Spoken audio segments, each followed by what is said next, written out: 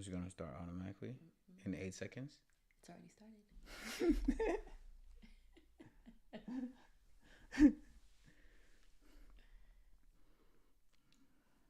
What's up, beautiful people? Welcome back to Impactful Living Podcast. Where it's all about impacting the masses. So today we want to know who's been married the longest. If you've been married, let us know, comment below, and how long you've been married. Because today we are going to be talking about navigating marriage through support.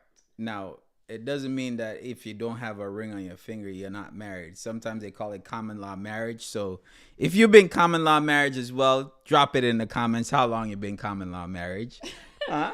Well, George and I have been together total, I would say, 16 years. I would say. What do you mean I would say? We've been together 16 years. Okay. And in 2 months, we would be married a total of 11. Okay, you See, look like I know my date. you look like you was just all right. I don't want to mess up, so make sure I get the right number. Dates. Ladies, you know how long y'all been married. It's usually the men that forget how long they've been married. Half the time they forget their birthday. Okay, so I be forgetting my age sometimes, not my birthday. So like we said, we want to talk about navigating marriage through support. Because a lot of people are coming behind us. A lot of people are asking us for marriage advice. And there's just so much, right? Marriage is not easy by any means. It requires a lot of work. So let's talk about navigating the challenges together. Let's start off with that. I mean, marriage takes work. It takes work. It takes patience. It takes sacrifice. It takes a lot of communication. Mm-hmm. It's just like anything else in business, in relationships, in a team. If you don't have a good support system, then you ain't gonna be a champion. But if you have that good support system to follow through on, then y'all can end up being champions. So I feel like I got a championship marriage right now. I'm rocking it. But some people that are newlyweds or even married for a while and got some kind of ruffle feathers, then it's gonna happen. It's going to happen, period. But it's what you do during those trial times that's going to get you over the hump. It's all about supporting each other through thick and thin. So I say marriage, you always talk about how marriage is like a business. It goes up and down. It's like the stock market. It goes up, it goes down. But you're going to face certain things like financial hardship. You're not going to always be on the rise, guys. You're going to have those patches where things dip. And how do you handle that? Because they say the number one reason why people get divorced nowadays is money, right? Communication, true. I would say too, but is money. Financially, you guys maybe got together and everything was on the rise, but when things hit that bump, somebody lost their job, something happened. How do you maneuver? How do you manage through that? So it's like, I know people that, when they first meet their significant other or their wife, they were in a good financial space and you doing all that you could do, right? You go into these lavish restaurants, you doing all that stuff. They started up, right? So now you have to live, or you have to constantly give that. And if you end up in a financial position where you're not able to do that right now, how does it work in your marriage? Are you getting the same support? Are you getting the same love that you used to get when you're providing those stuff? And that's why a lot of people, I feel like, end up in a situation where they're talking about divorce, because they'd be like, well, you can't support me the way you used to anymore. And it shouldn't be like that. So it's like, I feel like when that happens, the person should be holding down the next person, right? So let's talk about us. Let's talk. Give an example. I feel like you said, you got to start a marriage or a relationship a certain way. And for us, I know what it's like to have one. I grew up in primarily a single family household, right? But obviously, through that, you can see certain things that fell apart or maybe did not work. And so I usually take some of the bad and I make it into good. And one thing that I realize is that you cannot rely on one person to pay the financial bills, to know where you're at. I think both people need to know where they're at financially, because in relationships, some people are hiding stuff. People don't know that they behind on mortgage, they missing car notes, and then next thing you know, you got a foreclosure sign in your door, and you're like, oh my gosh, what happened? And I That. personally know because that happened to one of my neighbors. Yeah, yeah, yeah. I was just about to say that. Like, for us, being together for so now I get it. Some of us, like, I wasn't right away good with it because I'm like, all right, can I trust this person? But eventually, it's like, yo, if you see yourself gonna build with someone, why are you hiding certain things? And it's like, yo, if you want to grow, then I'm not saying put everything there, right? But you create an account that you could do These are for stuff, beginners when you do just stuff first with, starting out. if it's paying bills, you pay bills together. You put the money there so you guys could go over stuff and pay the bills together. But we had a neighbor, and they were the son came home, wife came home, they're getting kicked out, and the dad was gone. He was like, yo, all right, and he knew everything that was going on, and that happened to them because the simple fact that everything was left up to him to pay. There was no communication. So now you get caught in a tough spot. Versus with us, we've always been to the point where We talk about we talk about everything. finances, right? We talk about what's going on. All right, this is coming up. Like, we know certain things that are coming up certain time, and it's like, It's a planning session. yeah, And that's what we do. I mean, I don't mean to cut you off, but it really is.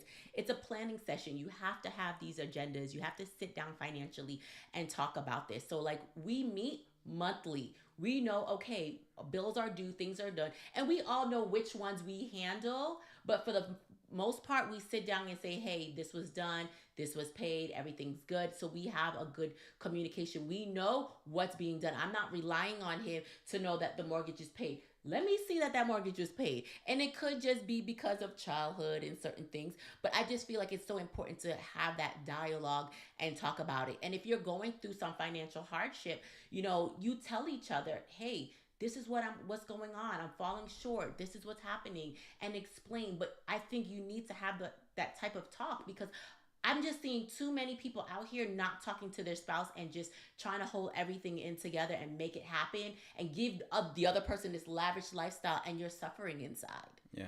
But also, let's talk about the positive, right? How can we turn that into positive as well? Because with the financial part of it, is like, if you're going on a trip or something, you want to make sure that y'all communicating. So you could have a account where you say, all right, this is for money that, all right, when we want to go on a trip, that's money that we put aside for trips.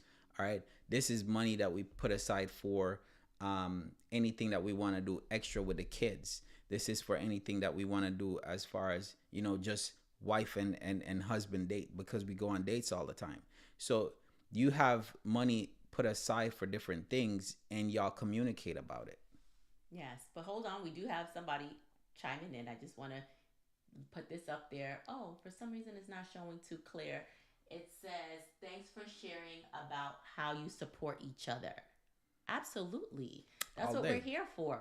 All We day. want to be able to educate, but also support you guys in any way. And for us being married so long, we just figured, why not talk about these subjects? These are things that you guys are asking us. So we're bringing it to you on the YouTube channel. People are like, hey, how are you guys supporting each other? They want to know more about our marriage because I'm always posting it. But the crazy thing too is, for some people they might be like, "Yo, I've been married for 20 years. They talking about marriage." But the thing for me is, before I got married, right, and we was working in Punta Gorda, right. The thing is, I used to meet all types of people. People that have been married for 60 years. People that have been married for, I think the longest was 64 years, right. And when I have these clients in front of me, I always ask questions about their marriage. What do you do as far as how do you last this long, right? What can I do to make sure that my marriage lasts this long? I've seen couples come in, they're happy as ever. I've seen couples that come in, marriage couples that come in, and they can't stand each other, right? So the thing for me is, you have to take away from the good and exit and learn from the bad as well. Because with me, it's like, yo, you're not going to want to sit down and talk to somebody that's been divorced 3 times. Absolutely There's no not. way I'm going to have a conversation with them unless I'm like, I'm deep into listening to how he mess up, and know that anything he mess up on is like I'm not doing it. But for some reason, people think that they need to take advice from people that have not been successful in certain areas. So for me is, and for you, right? The thing is, you could look at it as if I want a successful relationship, what does it look like? And if it look like that those people have that relationship that I want with my spouse, then well, I need to find out what they're doing. And that's what I did when I was working and had those clients in front of me sitting down waiting on paperwork, all that stuff. I was asking questions.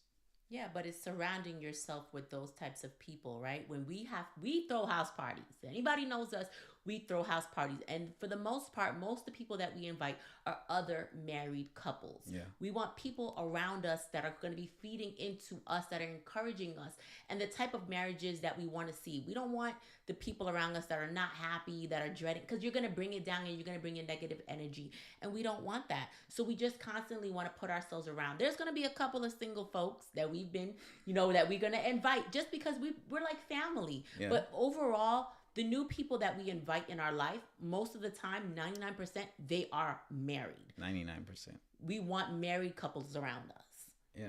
So besides just that, you also have to navigate sometimes losing family members, right? You're growing together, your parents might pass, your grandparents might pass. And I think it's so important that is a critical point in a relationship, that you have to be there to support that person. Because if not, somebody else might. But no, just joking. If not, it might change the trajectory it's of not the relationship. no, it's not no joke. It's not no joke. We ain't joking. Somebody else might and somebody else can, and most likely somebody else will. It's like, yo, it's real talk. If you're not there to support that person, right, and somebody else come in and doing your job as a spouse, what you think will happen or what you think can happen. It's not a matter of fact of it will happen, but what you think can happen. You're allowing certain things a chance of something might happen. Now you might say, oh, my wife or my spouse will never do that. But hey, never. I am not, my wife already know. I lost my grandmother, right? Which was very dear to me. Right. And he was by my side. Right. So it's like, and thank God is like, the day will come. Both of us have both our mom and dad alive still. But that day is gonna come when, unfortunately one of our parents might pass. Now I'm not gonna lie, I'm gonna be a mess. And I know she's gonna be a mess as well. But that's where we have to say, all right, the support for each other have to come in. I know I'm gonna see a different side of her. I saw a different side of her when her grandma died, right? And it was tough. But, I did everything I know possibly I can do. And you have to realize that in your relationship as well, you have to say, yo, you know what? You know that they're going through hardship, or you know that they're going through a challenging time because they just lost a loved one. Don't be a jackass and act certain ways. Be like, yo, you need to come on. They gone. Like, yo, that's some crazy stuff, and people do it. But be more supportive. Like I said, in anything, if you want to grow, you have to give that support. Correct. Positive support. But another way to support somebody, especially if you have children, is to take on the responsibility as with the children. Being a mother, your job never ends. Ladies, you know that. And when I was going through that, daddies, y'all know too. Below. Let them know our job is never done. Daddies always have the ability to step away for a moment. Mother's job stepping away is never done. We don't get a break, okay? But no, seriously, you took on the role. You took care of the kids. You did, and you allowed me that time to grieve or to go through what I needed to go through without telling me, honey, what are we eating for dinner? Honey, the clothes need to be washed, this, that. I didn't have to worry about that because I had a supportive person. And you need to be able to voice that to that person as well. This is what I'm looking for, because they're not mind readers. So I'm going to give y'all credit. Y'all not mind readers, but we do need to voice to each other. But besides that, health issues. is another thing that you're gonna go up and down. Yeah. You're fit, you're good, you in college, you look good, right? Yeah. And bam, something happens. Yep. How do you maneuver that? Because somebody gets cancer, like myself, you end up on dialysis, have to get a kidney transplant, life happens. So how do you maneuver that? And to be honest with you, you guys, sometimes I tell people you don't know what true love is until you battle something severe to that level where you feel like your life is done. Because at that point, that person's either going to show up and show out or they're just going to exit left. Yeah. Right? Facts. And it was hard. But it was me. like And going through, you see, for us, right? We met each other at peak season, like prime time, everything good in college, looking good, feeling good, healthy, like no problems, and then all of a sudden you get together and then bomb. Like, no, we were building our house. And then Florida, stuff start happening. It'd be like, yo, all right, can't do this no more. All right, can't do this no more. All right, can't do that no more. Like, what? But the thing is like, all right, that comes up. All right, how can we fix that? Or, all right, we know I can't do it no more. So what? We could figure something out. But while you're going through your difficult time is when the next person step up. And I felt like, yo, I did everything possible. And when I felt like I couldn't do it, I knew my secret power. He brought his soldiers. My secret power was the kids, right? So when I felt like I couldn't do something, then I brought the kids in to make her feel a certain way.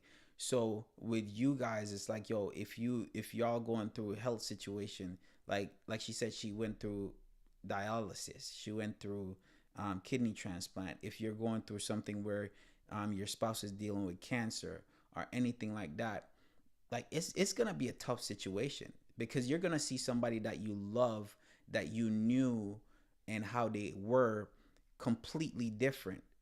Their body deteriorating in front of you, right? And I felt like her body was like complete. She went from looking good, looking healthy to 96 pounds or 106 pounds. 103. 103 pounds. I mean, you're talking about skin and bones. And if you guys been following her on YouTube, you will see as well, like the videos are up, pictures are even up of that. So you could like, it was a tough situation, right? But in the end, you still got to stick it through. I stuck it through. And I know that, all right, I have to be the support, be like, yo, you can't give up. Like I don't know what life would be without her. I didn't want to know how it felt like, right? So anytime I see certain things where she felt like, all right, yo, I want to go left. I don't want to, like, she felt like giving up. All right, time to call in the kids. Time to call in something else that's not working for me, but right? What I think really held us together, guys, is our faith. And I feel when you're navigating through certain things, your faith needs to be strong in whatever you believe in. I believe in God. And we used to pray together. We go to church together. Mm-hmm. We sat down, like we did everything. And our faith is what held us. And this is why I tell people that bounce back was real because of love and faith. We loved each other so much that he constantly poured into me, but my faith was so strong. Even though things were not looking that great, I believed that God was going to heal me. And I think that's what helped me overcome. But that's what kept our marriage going, because you could have went left, but you stayed there. Yeah, and it was frustrating at times. Don't get it wrong. Like you're gonna see somebody that's going through something and be like, yo, come on. And it gets frustrating, but yo, you can never put yourself in that person's shoes, right? You only can feel how you're feeling because of the situation, but you're not going through the pain. You're not getting blood sucked out of you. You're not doing chemo. You're not doing none of that stuff. So you're not in their shoes to know the pain that they're going through. But you have to look at it. If you were going through that, how would you want somebody to support you? How do you want somebody to treat you? Because eventually the tables can turn, right?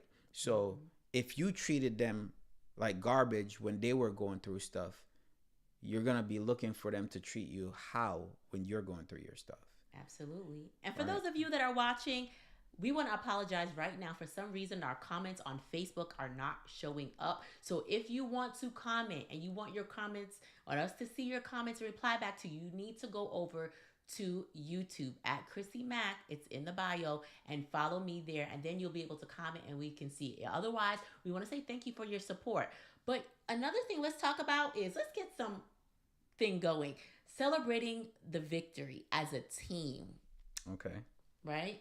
Celebrating the good, the big milestones, the small milestones. Like, how do you support that person through that, Well, right? well, go on, baby. Yeah.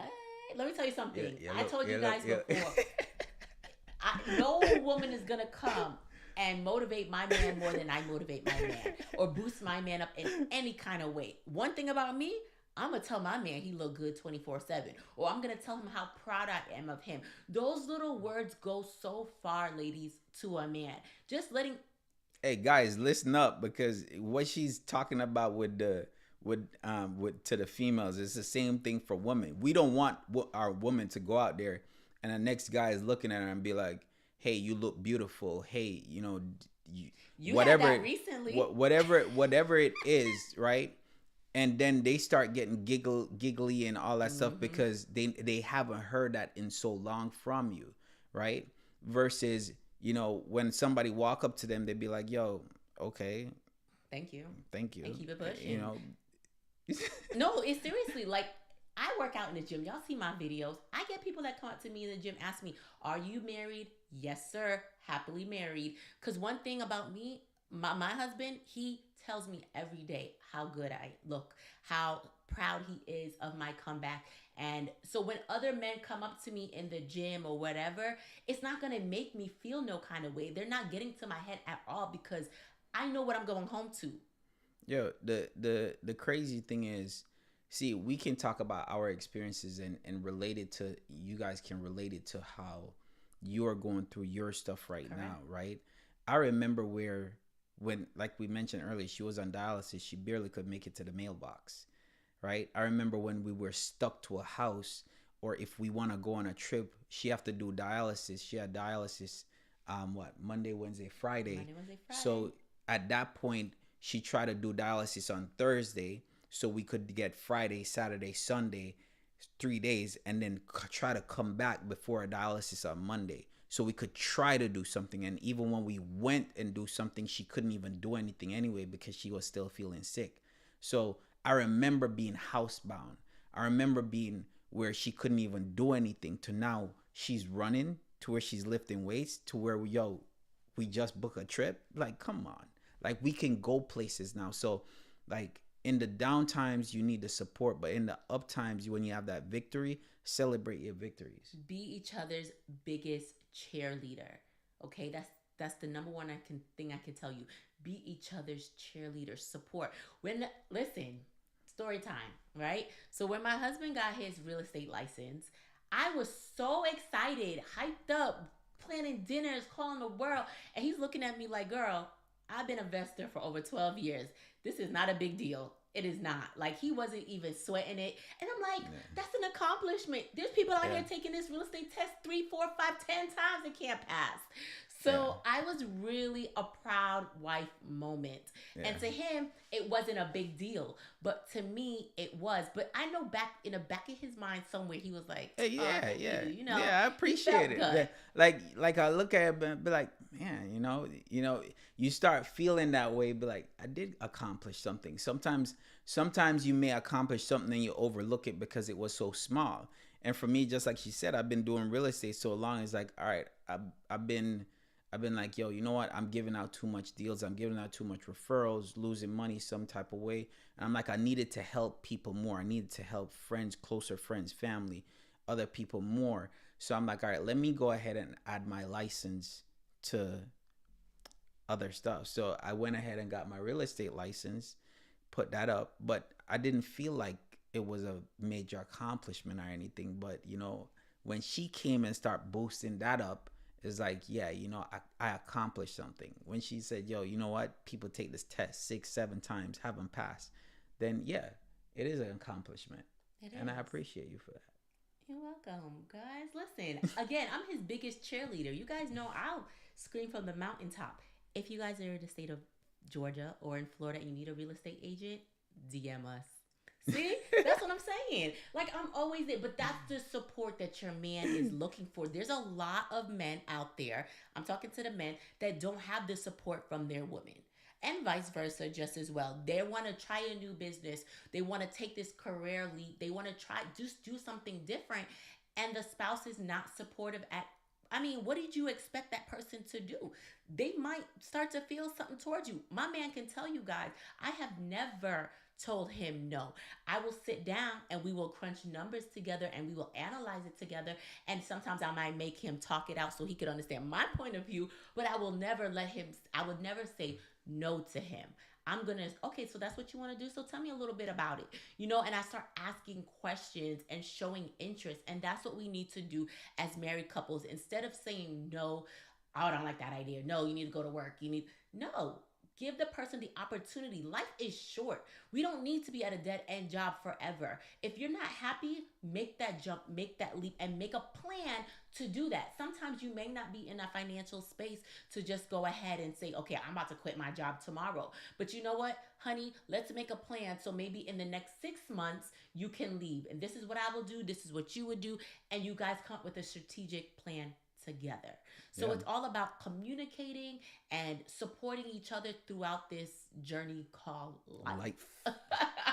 Boop, boop, boop, boop, boop, boop, boop, boop. No, but seriously, anything else you want to chime in on that? Nah, man. After that, yo, you got my Jamaican accent coming out when you talk like that, yo. But I appreciate you, and you've been so supportive in everything that I've done. Yeah. Right. So, ladies and men, I want to ask you, when was the last time that you cheered your spouse on? When was the last time that you told them that they're doing a great job, that you're proud of them, they look good, they're working out, they're losing weight, they're trying to support your family in, this manner that you may not be familiar with? When was the last time that you actually did that? And if it's been a while, meaning more than 24 hours, go ahead tonight and let that person know. There were sweet little things that we used to do. When I used to come downstairs, for years, I used to do this, write in a card. And I used to go into the car and there'll be like a card sitting on my seat or in my windshield or something random, like a sticky note on my glass when I'm brushing my teeth. Whatever it is, letting me know how much he loves and cares. And this man has the prettiest handwriting ever. So anytime I sit down and read his thesis, that's gonna go on a different topic on another day with handwriting, because I love my wife. I have a doctor writing, okay? So we ain't gonna go in handwriting. We're not gonna talk about handwriting, but it's pretty, and I love reading it. And it's the little things that count. That's the little things that keep you going. Because like I said, it's hard out there in this world called life. So when you come home, your safe space should be your house. You should want to come home. You should not be, well, you know what? It's cheaper to keep her, so I might as well just go in the other room, leave her there. Because you want a divorce, but you're not leaving. Yeah, but the crazy thing is, I've known people that love their wife and hate their wife at the same time. And the thing is, a lot of times we focus on the rear view mirror instead of the whole windshield. Ooh, brother, say it again. When you come onto your relationship, sometimes it might be 2 or 3 things that be nagging, and you're focusing on those 3 things. You never communicated to your significant other, your spouse. You never communicated to them. But you let that build up so much that you start create resentment, and you forgot the hundreds of stuff that you love about them. But because of those 3 things, the rear view mirror that you're focusing on, that you're going to crash, because at the end of the day, your relationship, your marriage is going to crash if you focus on those stuff, right? And then when you look back at it, you say, man, when you end up in a divorce, you say, man, I had all of that. And just because I didn't like 2 or 3 things, I let all of that go. And now you can't find the same qualities in a woman anymore. So my thing is like, we're not talking about divorce here, but we're talking about just communicating and being supportive. Like if there's something, because there's times where things just are not going to be right. And we talk about this in business and relationship. sports, whatever it is, you're not gonna always be winning. There's times where you're gonna have a losing session. But the thing is, when you're in that time is where you start communicating, yo, I don't like this. You know, I didn't feel this way. She loved coming to me and say, hey, you make me feel a certain way, right? I didn't like how you make me feel. Some therapy And words, right? and I'm like, what? I'm like, but I didn't even do nothing wrong. But even if you feel like you didn't do something wrong, is like how you might say something, what you might do, offend that person, right? And you have to acknowledge that. You have to say, yo, you know what? I acknowledge that I made you feel a certain way. I apologize. I'll try not to do it again, right? And because the thing is, if you do that, then what happens if the tables turn? I'm the one that always would talk about tables turning because she might say something to me that I don't like.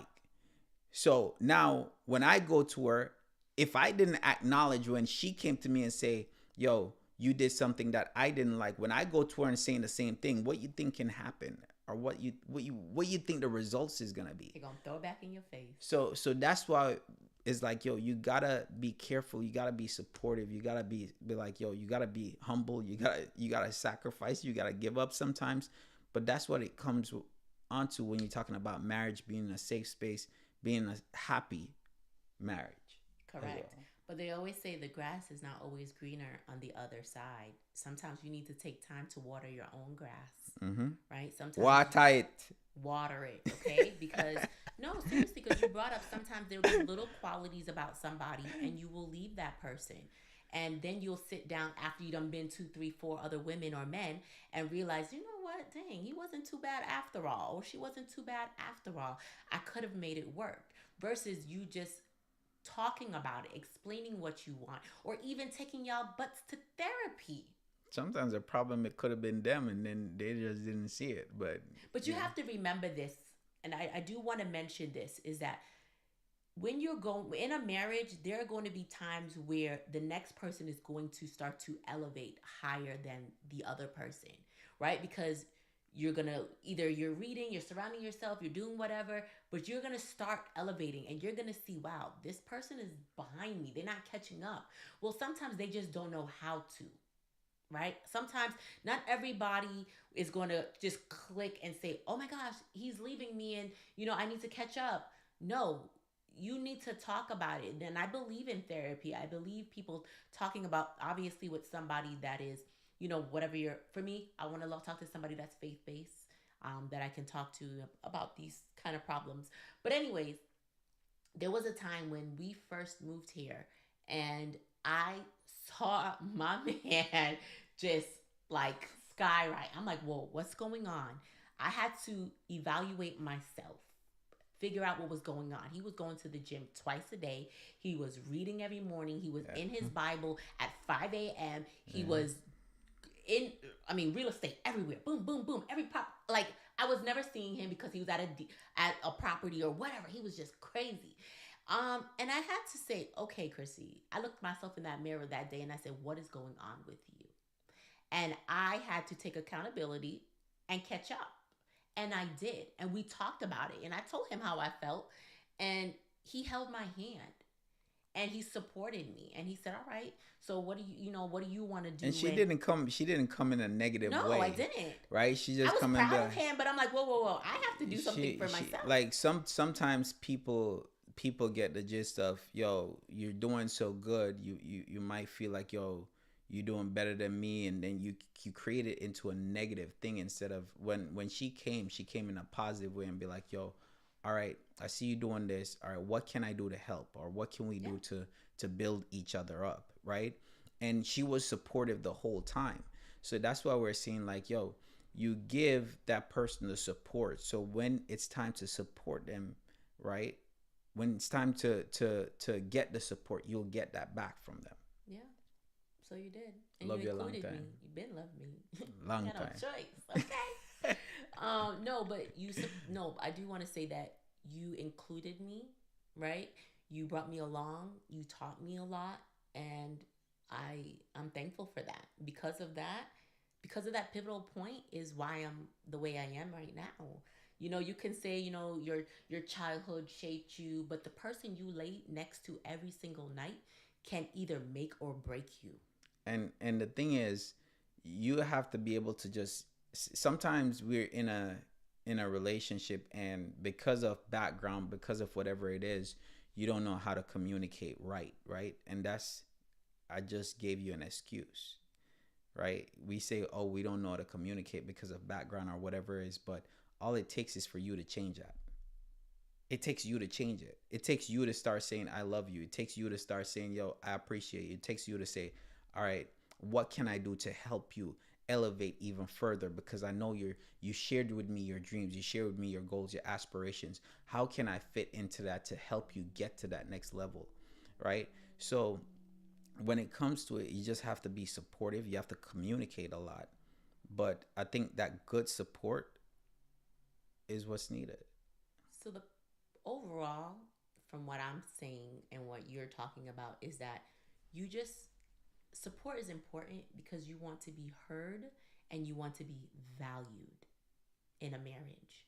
I want to know that you are hearing me and I want to feel valued. I want to feel like what I am contributing matters. So Mm-hmm. overall, I hope you guys like this topic today because, like, I love talking about marriage because I truly love my husband unconditionally. Yes, ladies, there are times that he gonna piss me off, right? But overall, 99% of the time, I love you, Love you, Bob. right? So tonight, the task tonight is go and tell your spouse how much you love them. Do something sweet. Write a note. Get a card. Get some flowers, whatever it is. I'm not telling you all the time it have to be monetary things. I'm not telling you to go buy Chanel purses and all type of craziness. If that's what you want to do, go ahead. But what I'm telling you is to go let your spouse feel valued, feel appreciated tonight. If it's something where you say, well, your spouse brought up something last year, yo, this is what they want to accomplish in 2024. Because we just started 2024, we're down 1 month.